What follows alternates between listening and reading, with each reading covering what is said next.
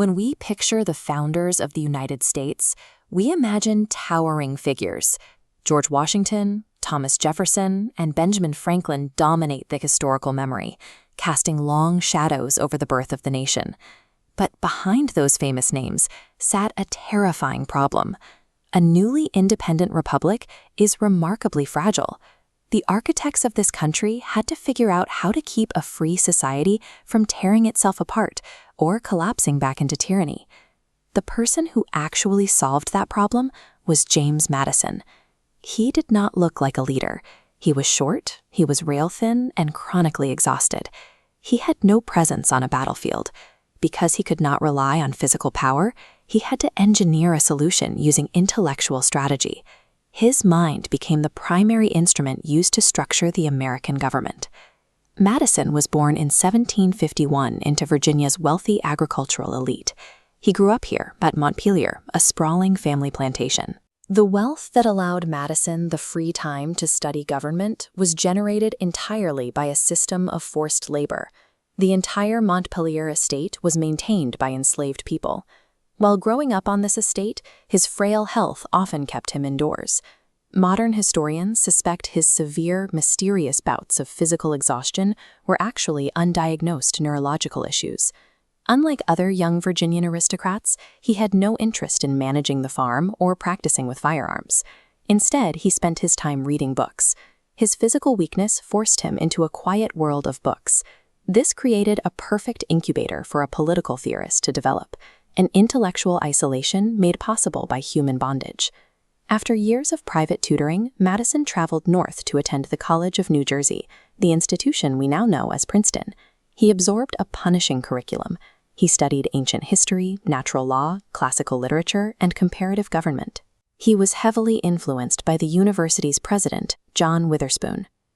Witherspoon taught that a republic could only survive if it recognized the strict structural limitations of political power and balanced those limits with the civic virtue of its citizens. Madison began to rigorously analyze why past governments failed. He looked at the ancient republics of Athens and Rome, meticulously studying the exact structural pressure points that caused them to collapse. This research led him to a specific conclusion. Defeating the British Empire in a revolutionary war would be hollow if the 13 independent states couldn't agree on a framework to stay united. A military victory simply creates a power vacuum. To prevent a post-war collapse, the new nation needed a highly engineered blueprint to manage the competing interests of its people. This intellectual preparation brought him to the Constitutional Convention in Philadelphia in 1787. For Madison, this was a battlefield, but his weapons were comparative government and political philosophy. The existing American government, the Articles of Confederation, was actively failing. Drawing on collapsed European confederations, Madison stepped up as the convention's quiet, driving strategist. This handwritten text would earn him the title Father of the Constitution. It is an engineered mechanical system of checks and balances.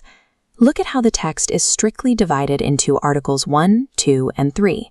Madison deliberately separated the legislative, executive, and judicial powers into distinct branches. He was physically building the barricades to prevent the kinds of tyranny he had seen in the ruins of Rome. Once the framework was written, he had to defend it publicly.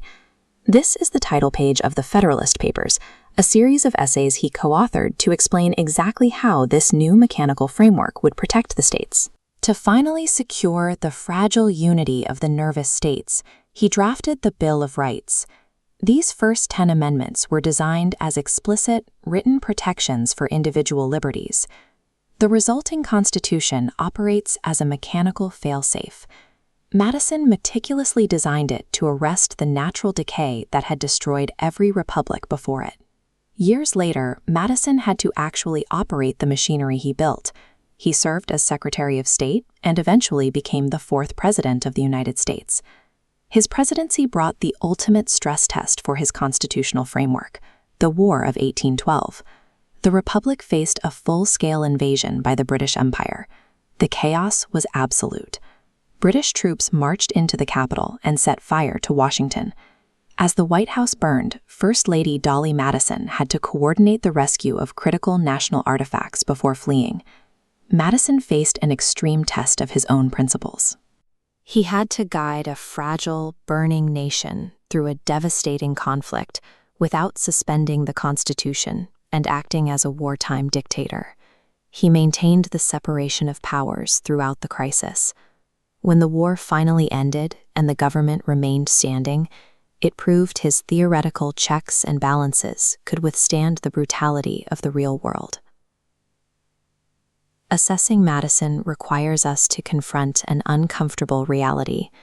The man who dedicated his life to preventing political tyranny spent his entire private life profiting from human slavery. The system of structural liberty he engineered in 1787 has survived for over 2 centuries. It remains the active law of the land. Understanding him means holding 2 conflicting truths in our minds at once. He secured the frameworks for human liberty while deeply participating in the denial of it. James Madison's legacy demonstrates that quiet intellectual strategy has the power to hold a nation together. He established the specific mechanism of checks and balances that allowed a fractured group of states to function as a single nation for 2 centuries, despite the profound moral flaws of its architect.